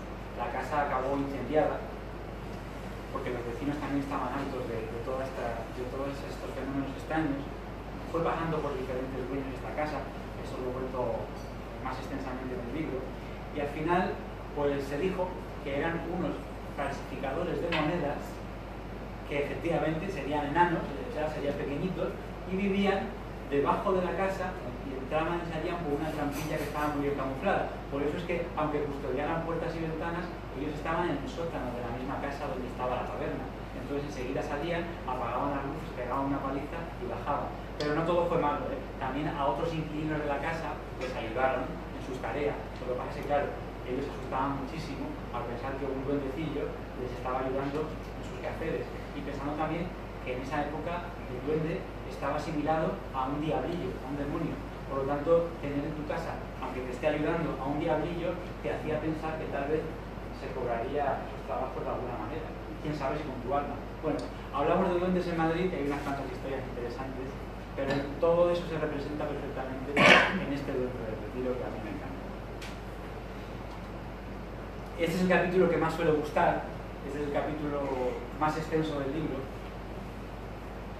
Si queréis hablaremos de otros que no hemos puesto en fotografías, pero sí que es verdad que digamos que es el más jugoso para lo que nos gusta el misterio, ¿no? Los edificios encantados de Madrid, que son muchos, que son más de los que pensamos, y que a veces pasamos por delante de estos lugares históricos, muchos ministerios, por cierto, yo no sé si tendrá algo que ver el hecho de ser ministro, con que después aparezcan fantasmas, pero muchos están asociados a los ministerios, y efectivamente algo que llama mucho la atención es que los hay de diversas épocas. Al final de toda la presentación os quiero enseñar unos fragmentos de mapa que tenéis en el libro, pues lo tengáis ya, podéis ir al anexo 1, y en el anexo 1 tenéis unos fragmentos de un mapa antiguo que para mí es muy importante y muy curioso. Quiero decir que en este mapa antiguo del siglo XVII ya estaban algunos de los edificios encantados de Madrid, como por ejemplo la Casa de las 7 Chimeneas, de la que no os voy a hablar hoy, pero de la que en el libro sí que pongo un hallazgo, un descubrimiento y un testimonio moderno que se aleja también de esa dama que aparece por las chimeneas. Ya sabéis, muchos de vosotros seguro la historia. Bueno, en este caso vamos a hablar de dos lugares. Habéis estado aquí la mayoría, incluso doña Sofía, habéis estado muchos de vosotros. Lo suficiente como para saber que es un lugar del cual siempre se ha dicho que tenía algún tipo de magia. Yo sé que esto es uno de los sitios favoritos también de Seila, dentro de lo que es el Madrid misterioso y demás. Y lo que es muy curioso de Reina Sofía es que durante muchísimos años, durante 3 siglos, fue un hospital, digamos, el Hospital General, lo empieza a crear Felipe II en el siglo XVI para mezclar, para juntar diferentes pequeños hospitales que había en Madrid. El edificio que vemos ahora es más moderno, es de la época de Carlos III, lo inaugura este monarca, que decían que era mejor alcalde que rey, y que hizo mucho por la ciudad de Madrid, eso es verdad. Pero, si hoy en día conocemos de este lugar como un punto clave en el misterio de Madrid, es por un accidente. Me explico. Efectivamente, en el año 1992, después de haber unos cuantos años en los que el hospital cierra en 1965, o sea que hace mucho tiempo, cierra como hospital, y en ese intermedio queda abandonado, se llena de gatos. A este hospital se le llamaba el Gatódromo de Madrid, ¿verdad? Muchos lo sabéis, pero recordáis que se llamaba el Gatódromo. No es por eso que a los madrileños nos llaman gatos, pero efectivamente se llenó de gatos, imaginaos el olor que había allí, cuando entran en los años 80 para empezar a construir y a remodelar el edificio para que se convierta en el centro de arte Reina Sofía, que vendría a continuar cronológicamente con las obras del Museo del Prado, o sea que serían contemporáneos y autores, pintores modernos. En 1992 es un año muy importante porque es cuando oficialmente se inaugura el Reina Sofía. En 1992 es cuando se trae al museo el Guernica, muy polémico ese traslado, y también es cuando entra un grupo de investigación que está nombrado muchas veces en el libro y a los que tengo mucho cariño, que es el grupo EPTA. Y algunos les conoceréis, pero bueno, es un grupo multidisciplinar que opera en Madrid y donde se les llame, que siguen trabajando. Su líder ya no está entre nosotros, el padre José María Pilón, pero bueno, que realmente tienen gente de diferentes disciplinas, periodismo, físico, tienen 2 sensitivos, tienen fotógrafos, que acuden, ¿no? Cazafantasmas de alguna manera, acuden a los lugares para detectar los fenómenos extraños y poder investigar cuáles son sus causas. Estuvieron 2 veces en el Reina Sofía. Sería bonito preguntarle al nuevo ministro de Cultura, que fue director del Reina Sofía, si sabe algo sobre estos asuntos. Y ahí lo dejo. En el 1909, bueno, he dicho que sabemos de estos fenómenos porque por un accidente. El grupo EPTA entra al lugar 2 veces, en el 92 y en el 95, y ellos nunca desvelan lo que pasa, nunca públicamente dicen lo que pasa en este lugar. ¿Qué sucede? Que le entregan un informe a la dirección y un periodista de Diario 16 filtra ese informe, se llamó informe ATA, porque ahí se supone que aparecía una entidad que se llamaba ATA o Ataulfo, con la que los vigilantes de seguridad contactaron a través de la Ouija. Pero nosotros no tendríamos que saber nada de esto, todo esto queda en el ámbito privado. Se filtra mediante este periodista que recibe una suculenta suma y finalmente hemos visto en muchas noticias, yo tengo el informe ATA, hemos visto cómo efectivamente aquí estuvo el grupo EPTA, aquí tuvieron diferentes visiones, la sensitiva Paloma Navarrete especialmente detectó que había unos enterramientos mal realizados, unos emparedados, efectivamente picando una pared se descubren unos huesos. Y esto es muy típico de Madrid, ¿eh? Cuando se encuentran huesos en estos edificios antiguos, se tapan y se sigue construyendo. Esto pasa en la Casa de las Chimeneas y esto pasa en algo que veremos más adelante. No me quiero adelantar. Reina Sofía, el lugar donde siempre se ha hablado de fenómenos extraños, y es que aquí tendríamos la teoría, muchos lo conoceréis, que se llama la teoría de la impregnación. Es que si en un lugar ha habido mucho dolor, por ejemplo en el pueblo viejo de Belchite o en Reina Sofía, donde moría muchísima gente, porque en aquella época, en épocas antiguas, la medicina no era lo mismo que ahora, muchos muertos, mucho sufrimiento, también tenía un área de psiquiatría, imaginaros también el dolor, de los locos directamente en los sótanos los encadenaban para que no pudieran hacerse daño a ellos ni tampoco al personal. Bueno, pues lógicamente la teoría de la impregnación nos dice que esa energía oscura de las personas que han sufrido en el lugar queda allí, pesa, y quien puede circular por dentro del museo con esos ojos del medium, del vidente, del sensitivo, con esa mirada especial, pues puede toparse, y hace muy poquito me contaba una experiencia, por ejemplo, con monjas. Monjas es un arquetipo, la monja, que nos da mucho miedo por las películas de Conjuring, de Expediente Warren, y por otras películas, también en la película Verónica del caso Vallecas sale una monja inquietante. Bueno, pues efectivamente la monja es un arquetipo, y como antes los hospitales estaban atendidos por religiosos y por religiosas, pues no es de extrañar que más de uno y más de dos hayan visto procesiones enteras de monjas pasando por el Reina Sofía, pero podemos decir, oye, serán turistas que vienen a ver estos cuadros tan bonitos, ¿no? Ya, pero cuando la monja llega a una pared y la atraviesa, pues no sé qué tipo de turistas será. Bueno, pues aparecen las monjas, y me contaba Juan Rada, el director del caso, y además que formó parte del equipo fundador de Reina Sofía en la parte de seguridad. Él se quedaba hasta altas horas cuando ya no había nadie, y a él le contaban las personas del personal de limpieza, otros compañeros, fenómenos extraños que habían vivido allí, como este que os digo. Esas monjas con esos rosarios de cuentas gordas que al caminar se chocaban con el muslo, iban haciendo este tipo de sonidos hasta que al llegar a una pared desaparecían. En el patio central que tiene el Reina Sofía se ha visto una entidad, un señor, con grandes barbas, con ropas muy andrajosas, al que se le llamó el Moisés. Y al día siguiente, al contar esta historia, se buscó por todos los pasillos a un mendigo. Dije, pensaron, se nos ha colado un mendigo, a pesar que es un museo que tiene muchísima seguridad por las grandes obras de arte que tiene. Eso ya era muy improbable. Pero otra cosa improbable era que en pleno invierno se les colara un mendigo para pasar la noche en un patio abierto. Es decir, un patio central a cielo abierto. ¿Para qué? Pudiéndose meter en el despacho de los directivos con cómodos sillones de cuero. Así que lo del mendigo no caló mucho. También se dijo que este tema de Ataulfo, de Ata, era una broma que se gastaban los vigilantes de seguridad, entre ellos, para meterse miedo.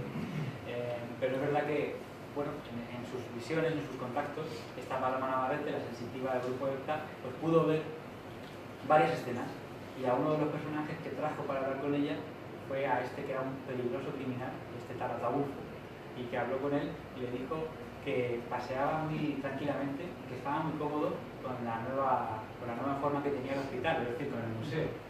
Le dejaron en paz por allí, y apareció también el fantasma de un médico que había atendido pacientes durante la guerra civil, de uno y otro bando, le decía el doctor Livino, y también le apareció una monjita que estaba buscando una niña que se había fugado, porque bueno, muchas niñas huérfanas también pasaron por allí y tuvieron historias de lo más tristes y demás, que a veces no sobrevivían, que tenían que marcharse a otros lugares. Por lo tanto, fenómenos extraños de toda índole, y uno muy curioso. Ya sabéis que ahí está Guernica, un cuadro muy fotografiado de Guernica de Picasso, antes y ahora también no dejan hacer fotografías, no se puede sacar memorias de las cifras, no dejan, es lo que hago yo. No dejan hacer fotos, tienes que pedir un permiso especial y vas con tu cámara y le fotografías el cuadro para ponerlo en una revista o lo que sea. Pues hasta dos fotógrafos distintos que Juan Rada pudo conocer hicieron fotos a ese cuadro de Guernica, y cuando le daban al obturador, cuando le daban al botoncito, entre la cámara y el cuadro aparecía una sombra humana que se llegó a especular incluso que pudiera ser el fantasma del propio Pablo Picasso, que algo quería decirnos de que no estaba contento con que Guernica estuviera ahí. No lo sabemos, hubo mucha polémica también respecto a estas apariciones frente a un cuadro, o si serían los propios fantasmas, el horror de la guerra que había sido representado por Picasso de forma excelente en este icono. Este edificio está justo al lado de la Reina Sofía, es el Conservatorio Superior de Música, pero en la antigüedad fue la Facultad de Medicina. Se dice que los cadáveres, los frecuentes y abundantes cadáveres que salían del Hospital General, directamente pasaban a este. Se dice que incluso hay una red de túneles que conecta a la Reina Sofía con este conservatorio, y que aquí pues había incluso también este tema de el robo de cadáveres por parte de los estudiantes para poder estudiar anatomía en esta Facultad de Medicina. Lo que fue Facultad de Medicina hoy es conservatorio, lleno de gente, lleno de ilusiones y lleno de personas que quieren aprender música, y también les acompaña un hombre vestido como el caballero a la antigua, con su capa y sombrero, que con su espada también incluso recorre los pasillos de este lugar, un invitado de otra época, y además con esos objetos que se mueven solos y con esas puertas que se cierran de golpe en este conservatorio superior. Muy cerquita tenemos dos lugares, dos puntos, que ambos tienen misterio y que están aquí también en el libro. Bueno, cómo no, el metro de Madrid y sus misterios. Ya te os he contado que efectivamente cuando en Madrid se encuentran unos huesos antiguos, la mayoría de veces se decide poner tierra de por medio, tapar y seguir construyendo. Esto pasó aquí, año 1920. El metro de Madrid surge en el 19, la primera línea es Sol Cuatro Caminos, y esta parada, por lo tanto, no estaba dentro de ese tramo. Es construida después, un año después, 1920, Tirso de Molina o Gabriel Tellez, que era el nombre real de este sacerdote que escribía, y cuando escribía firmaba como Tirso de Molina. Y se llama Tirso de Molina la plaza y el metro porque ahí había antiguamente un convento de la Merced donde estuvo pasando una temporada este religioso. Bueno, pues cuando están construyendo, los obreros en el andén, la parte de abajo, cada vez que se detenían en sus obras escuchaban un lamento, un ruido procedente de no sabían muy bien dónde. Al principio no le dieron mucha importancia porque había que darse prisa y terminar las obras, pero es que cada vez que paraban, incluso para comer su bocadillo, ahí estaban esos lamentos, hasta que al final, pues afinando el oído, consiguieron saber de dónde venía ese ruido, ese lamento, y dijeron que jurarían que detrás de una pared estaba la fuente de esos ruidos.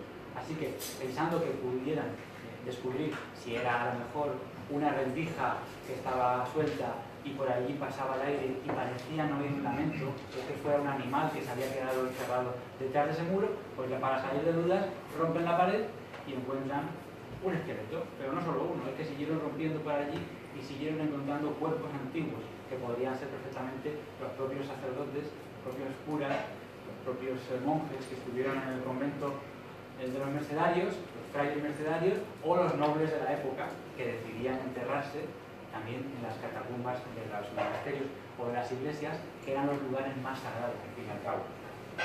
No sabemos bien lo que era, pero la solución que ellos le dieron para no tener que llamar a un arqueólogo, a un forense, a patrimonio, fue levantar el muro, seguir construyendo y lo contamos después cuando ya no haya más remedio.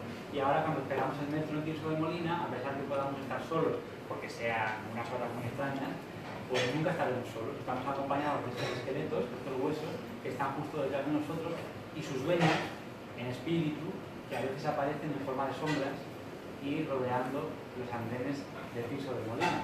No es la única parada que tiene misterio, tenemos una que se llama la Estación Fantasma, muy bonita, que no es porque tenga fantasmas, sino porque está abandonada, se ha quedado fantasmagórica, porque en los años 60, en la estación de Chamberí, tienen que abandonarla porque ya no cabe la ampliación que quieren meter en los metros, le quieren meter un vagón más, como ya no se puede, la estación no da más de sí, pues deciden clausurarla y se queda cerrada hasta hace muy poquito. Ya había iniciado el siglo XXI cuando la abren de nuevo como una especie de museo.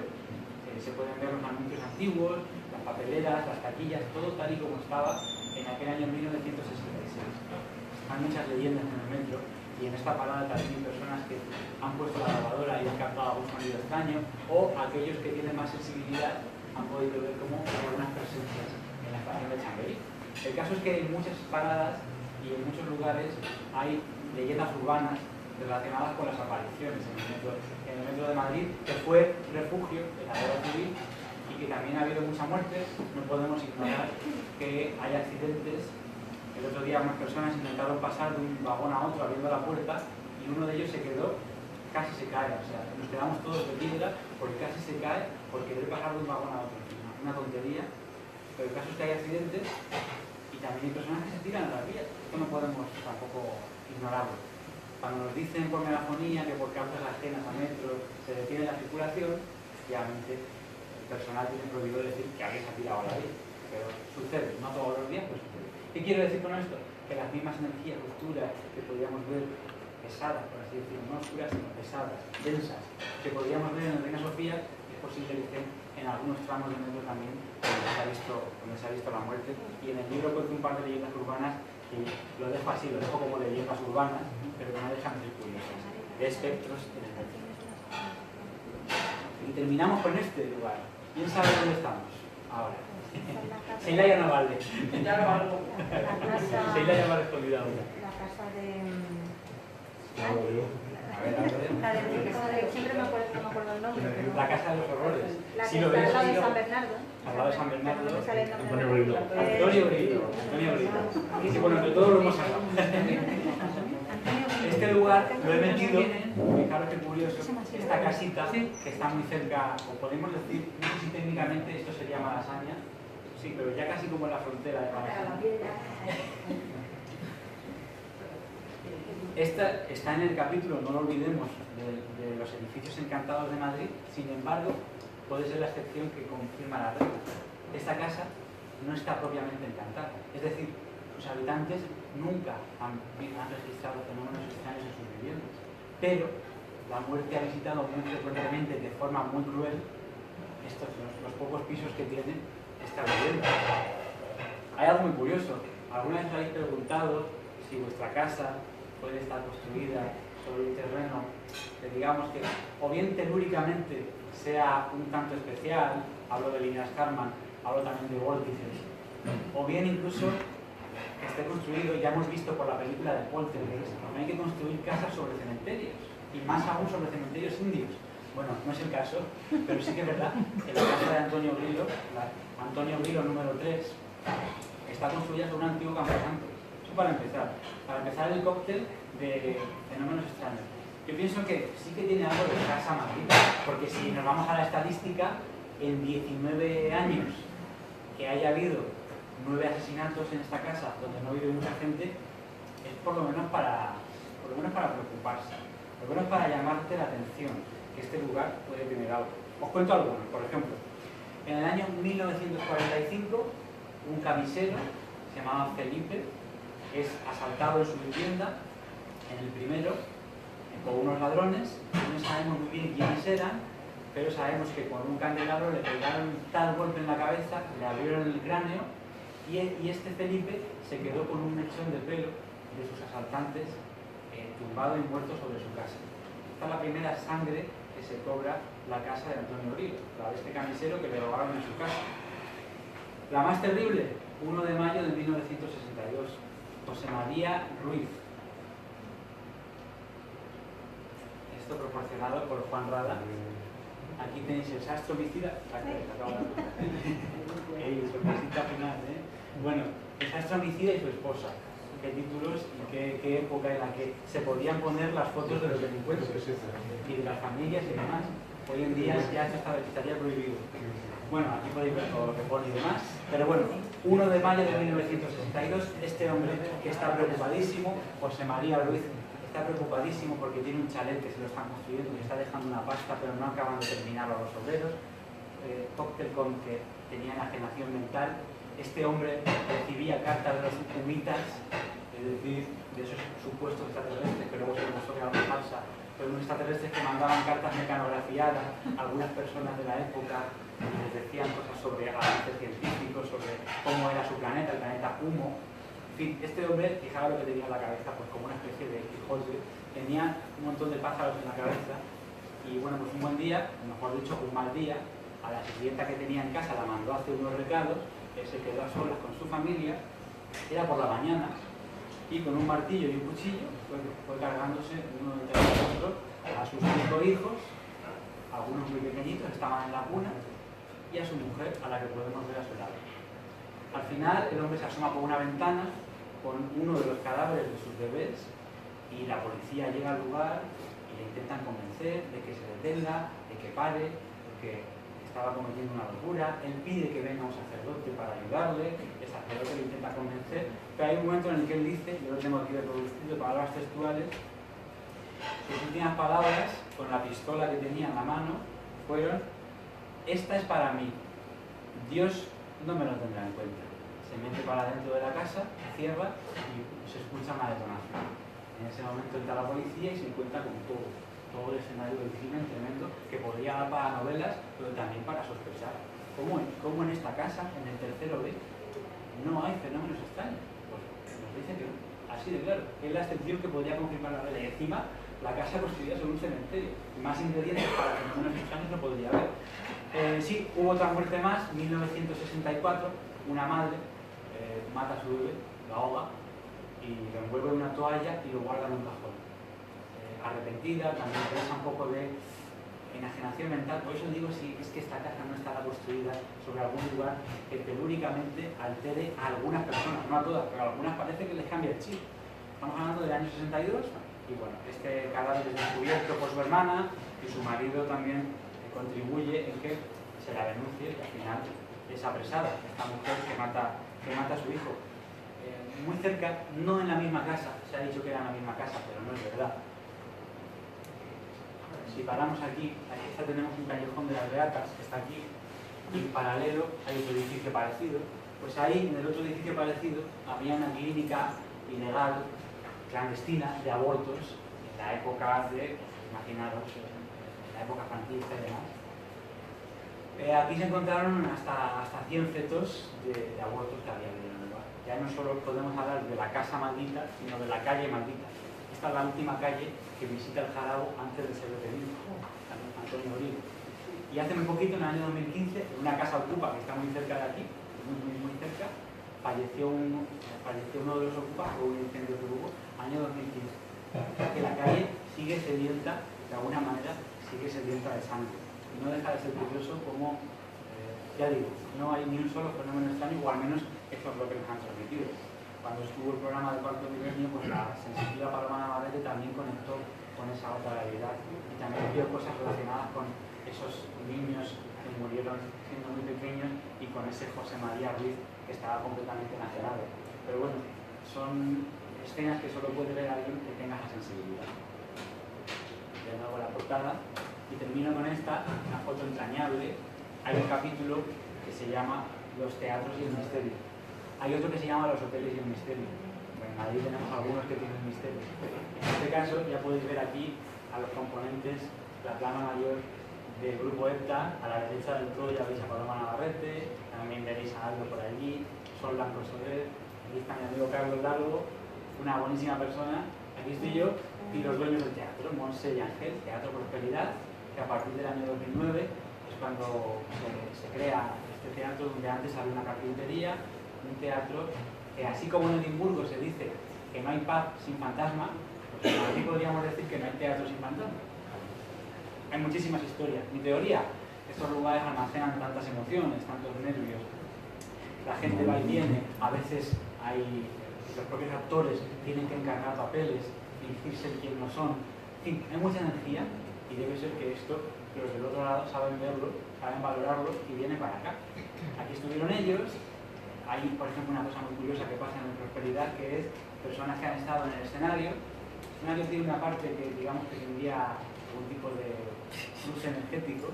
Hay personas que han estado aquí, que han estado en el teatro y luego se han ido a casita de regalo con un dolor de cabeza tremendo o con una sensación también de pesadez en el cuerpo, solamente en este lugar del escenario, no en general. Pero una cosa muy curiosa que pasa es que estás en el escenario, algunos actores han dicho que estaban allí un poquito nerviosos y demás, y una mano invisible les ha tocado la espalda, el hombro, como diciendo, tranquilo, que va a ir todo bien. Esto me lo contó hasta un pianista que se llama Rodrigo Gómez, que estuvo en el teatro sin saber absolutamente nada de su historia, porque le traje yo y yo no le conté nada. Y el hombre, cuando termina su recital de piano, me dice, muy bien todo, y además entre la primera y la segunda canción estaba un poco nervioso y he visto como una mano se me apoyaba y me decía, como queriéndome decir que tranquilo, que va a ir todo muy bien. Le dijimos que detrás suyo no había nadie, que esa mano pues, no sabemos de dónde venía. Pero por ejemplo también esa cortina que viene detrás, que da acceso ya al patio de butacas, es un teatro chiquitito, esa cortina, en más de una ocasión, ese cortinón rojo, se ha movido pues, como si alguien pasara por delante, digamos, pero por supuesto que no había nada, se ha movido de una manera espectacular. Y yo aquí viví la situación de, efectivamente, estar charlando con Monse, con la dueña del teatro, y ver cómo una de las cortinas del escenario se movía de tal manera como si alguien viviera detrás, dándole un golpecito a la cortina, un golpecito que se repitió como unas 2 o 3 ocasiones, y era una persona, un personaje o una entidad de una estatura más o menos así, sabiendo cómo dio el golpe y demás. Después hemos visto cómo también las cortinas se han movido, pero no de una forma natural, como si pasara una corriente de aire, sino como si alguien estuviera pasando detrás de la propia cortina y se movía como siguiendo a una persona que por supuesto no estaba allí.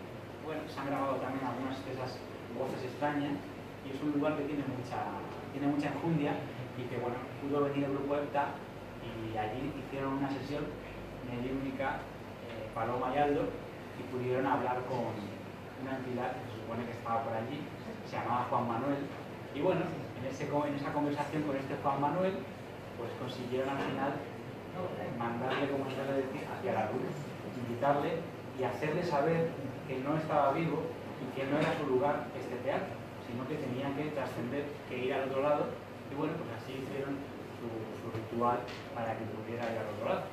Así que yo creo que es un lugar que tiene muchísimo cariño, pero precisamente porque he podido vivir en su interior. En algunos casos de este libro cuento experiencias personales, pero por ejemplo, pues en la calle de la Cabeza, que tiene una leyenda del siglo XVI, no puedo contar más allá de la propia leyenda, lógicamente. Lo que sí que he intentado en el libro es buscar todas las fuentes posibles para contrastar, porque muchas veces una misma leyenda, no hablemos del Palacio de Linares, muchas veces una misma leyenda ha sido contada de forma muy diversa según quién sea el autor del libro.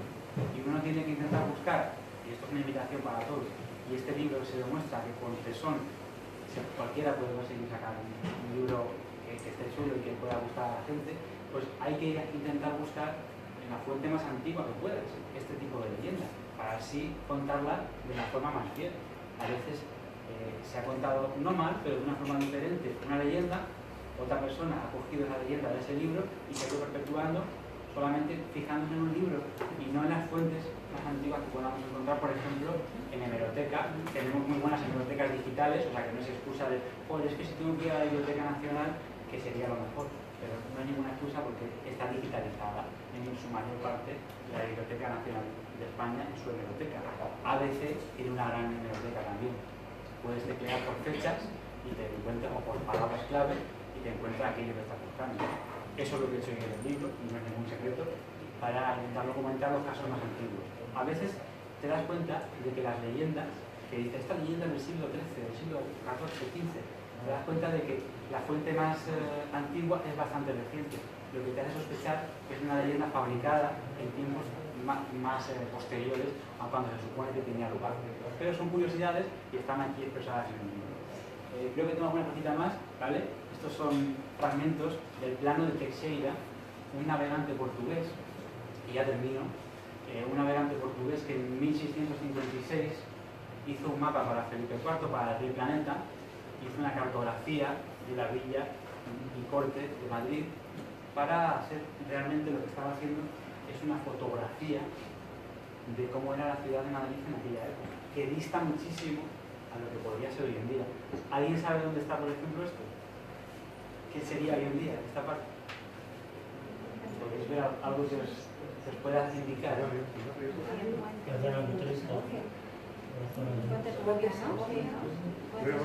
El antiguo Alcázar, hoy en día estaría aquí el Palacio Real. Camino del Río, en la que estaba por aquí, bueno, esto es el Manzanares. Os veis, pues os ubicáis, ¿no? Más o menos. Aquí es donde estarían hoy los jardines de Sabatini y aquí el Campo del Moro. Más fotos, que quiero que veáis ese Madrid antiguo que a mí tanto me gusta. Esta foto la tenéis en el libro, por cierto. Y he metido un guiño a mis amigos y a mí. Yo soy vallecano, ya lo veis. Porque existía Vallecas en aquella época. Mira, siguiendo por la misma foto, pero más abajo, esta es la plaza de Palacio, el patio de armas. Ahí veis la fachada del antiguo Alcázar de los Austrias. Aquí veis la puesta de la Vega. No se ve bien, pero en el libro sí lo podéis ver. Igual con una lupa mejor. Y bueno, pues esas partes que estaban cerca del palacio, restos de la muralla, ya veis cómo era. Esto es lo que se dice, hijo mío, antes esto era campo, antes todo esto era campo. Pues es verdad que en aquel año 1656, pues Madrid no era una ciudad tan grande como es hoy en día, lógicamente. Muy importante sería localizar dónde estaría la ermita de Santiago el Verde. Esto es algo muy curioso, que muchos han corrido ríos de tinta. Estaba cerca del Manzanares, probablemente una de las isletas, pero nunca se ha sabido dónde está y no se ha encontrado ese camino. Cuando hablamos del Paseo del Prado, aquí tenéis lo que sería hoy en día el Retiro, por toda esa parte, los palacios que se construyeron, había unas canalizaciones, había unos laguitos, era una pasada el Retiro como parque privado de la nobleza. Aquí tenéis el Prado de Atocha, que sería el Paseo del Prado, y bueno, tenéis unas pocas ubicaciones interesantes que nos pueden hacer ver cómo era antes toda esta zona. Aquí se acababa Madrid, literalmente. Aquí ya era todo, aquí sí que había todo campo, era uno de los límites de la ciudad. ¿Dónde estamos ahora? Pues eso es una buena pregunta. Es la Puerta del Sol. No. Es que como no puedo leer... Yo creo que estamos en la parte del monasterio de la Encarnación y todo lo que lo rodea este enclave. Juraría que por aquí está el monasterio de la Encarnación, pero es que no lo veo bien. Y aquí quedan reflejados también algunos espacios que están en el libro. Ahora sí, la Plaza Mayor, que ya existía, la calle de la Cabeza, de la que hemos hablado, ya existía. Este mapa lo podéis ver en gran formato, el original, en el Museo de Historia de Madrid. Plaza Mayor, la Puerta del Sol, que la veis ahí arriba, que no tiene nada que ver como era hoy en día, tuvieron que demoler varios edificios para darle esa forma que tiene hoy, que si lo vemos desde el cielo es un sol naciente. La base sería la Real Casa de Correos, que no existía, que es del siglo XVIII, y los rayos del sol serían por las diferentes calles, Preciado, Montera, Alcalá. Es un sol naciente, pero ahora no es tanto. Ahí podemos ver que sí que estaba las llagas de San Felipe el Real, que es el mentidero de la villa, donde surgían todas las historias, los rumores. Y podemos ver cómo estaba el Hospital del Buen Suceso en la Puerta del Sol, esa fuente que hoy en día ya no existe tal cual. Podemos ver la iglesia de San Ginés, en fin, tenemos, esto lo tenéis en el libro, para que luego podáis pasear por Madrid y ver cómo han cambiado algunas cosas, mejor con una lupa, ya digo, porque para ver bien dónde está cada calle es más complicado. Aquí sigue el Prado de los Recoletos, Recoletos, calle Alcalá, la Gran Vía no existe, pero sería esto, que después fue remodelado, demolieron muchos edificios para construir la Gran Vía, y ahí pues, se terminaba Madrid. Y aquí podemos ver, a ver si la encuentro, aquí probablemente sea esta, la Casa de las 7 Chimeneas. Lo que pasa es que, se ve borroso ahora mismo, pero podemos ver ya esa casa de leyenda. Ya digo, podéis jugar aquí a encontrar cuántos sitios del libro aparecen en el mapa. Es muy interesante. Y termino con mi camino de Vallecas. Aquí está, claro que curioso, esta es la Basílica de Atocha, antiguamente era un monasterio. Aquí había un villadero. Y por aquí, pues eso llevaba a la zona de Vallecas, que prácticamente en aquella época eran 4 casas y todo campo. Pero bueno, era un lugar curioso y lo he metido como guiño también a mis orígenes vallecanos y porque tiene uno de los misterios. Ahí se encerró durante muchísimo tiempo y hasta hoy en día la Virgen Negra de Atocha, de la que ya hemos hablado durante la ponencia. Sin más, aquí terminamos. Muchísimas gracias a todos.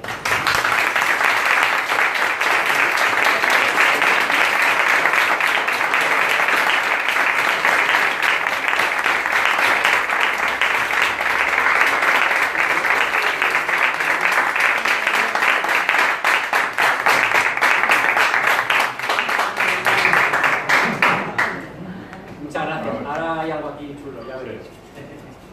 ¿Ah, yo soy la más inocente? Claro. Bueno, yo soy inocente, venga. Muy bien. Abre. Olga López. Vale, bueno, pues eso es... Ah, vale, que no está presente. No, pero eso es... por el móvil. Eso. Que queda certificado que Olga López pone aquí también Eva del Val. No, esa es la mención que hizo. Vale. Entonces, ha ganado un libro de Enigmas y Misterio de Madrid. ¿Vale? Así que Enhorabuena. se lo tienes que dedicar a Olga López. Vale. Y ahora vamos a hacer otra cosa. Venga. Entre todos los que hayan comprado o compren ahora el libro de Álvaro Martín, vamos a hacer un sorteo. Si tú te ríes. Sí, porque... Pero también valen los que lo compraron el otro día, ya lo vi. Y yo no me desdigo. ¿Vale? Claro. Así que Álvaro también hace las rutas del misterio por Madrid. ¿Vale? Entonces, no, claro, tú dices que sí, es tu primo. Ha estado. Bueno, entonces, ¿quién ha comprado el libro ahora? Y quien quiera comprarlo, ya Vale, quedan- más quien quiera comprarlo. Vamos, apuntamos en un papel. Claro, es lo que vamos a hacer. Vale, pues yo ya me quedo a vuestra disposición para todo lo que queráis, pero ya de forma informal, quien quiera que se lo dedique.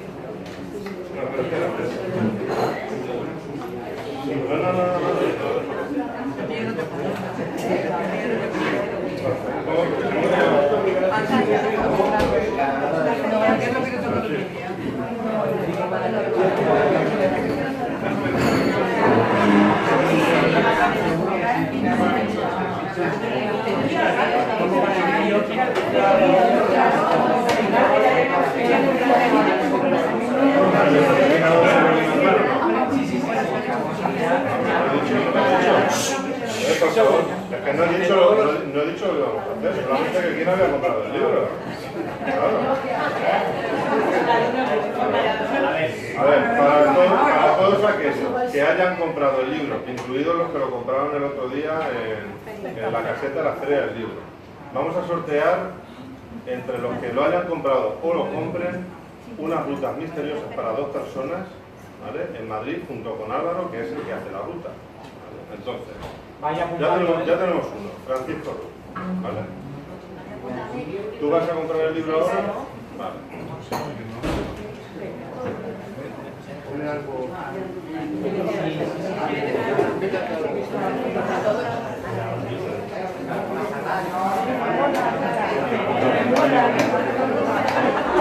Y luego más Francisco nombra y te pregunta a ti.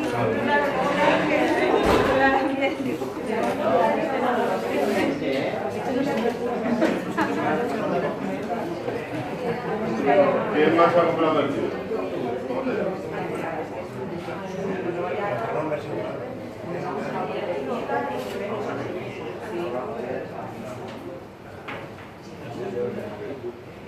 ¿Quién más ha comprado el libro? ¿Cómo?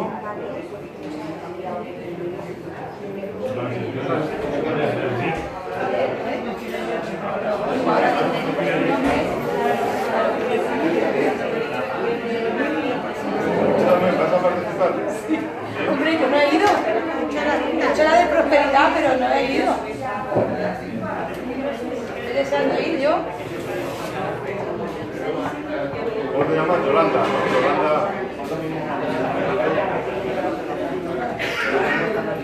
Por cierto, el doctor Pertierra ha estado viendo todo el rato el... ¿Lo has estado viendo todo el rato? Creo que sí. ¿Ya lo habéis entendido? Tierra, un abrazo. Necesitas 2. Vale. ¿Tú eres? Maxi. Maxi. Bueno, Sara Pérez. Otra Sara.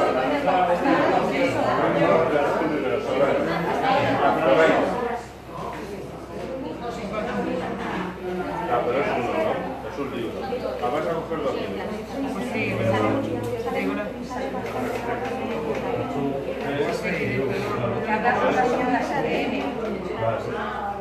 José, ¿qué más? Zoraida. José, ¿qué más? José, ¿algo más? José. Vale, José.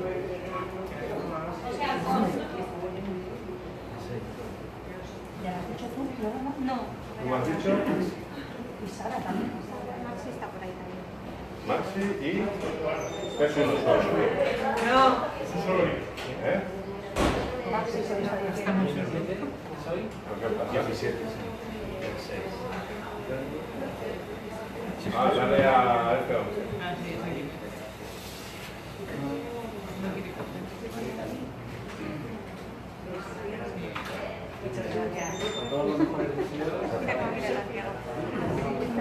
¿Cómo participáis igual de vuelta? Venga, ya está.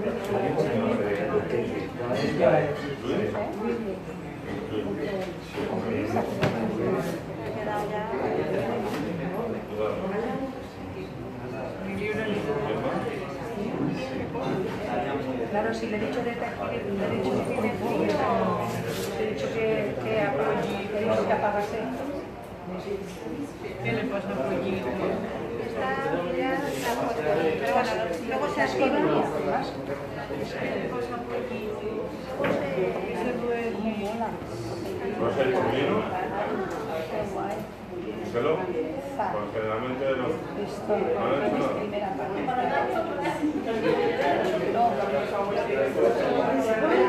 Víctor, tú lo compraste el otro día. ¿Cómo?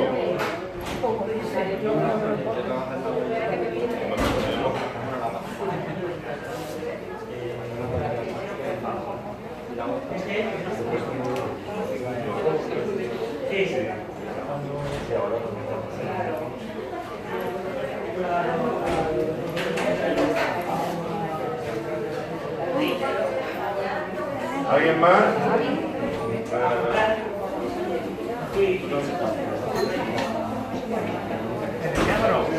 Se llama Eugenia, pero llama Nicky. Se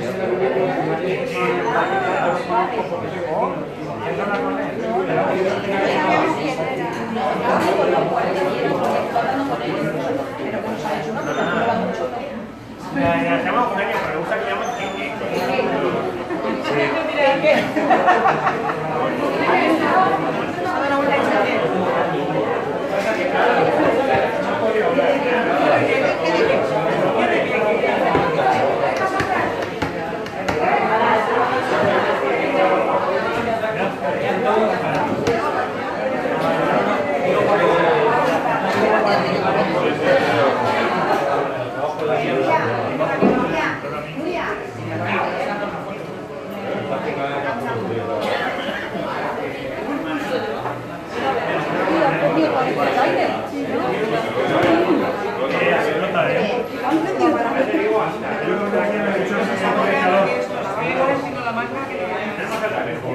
Yo a mí como no me la orientado, le he dicho, de repente.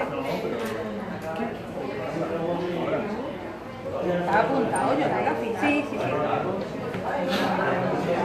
Que te llevo, que te llevo. Que te llevo.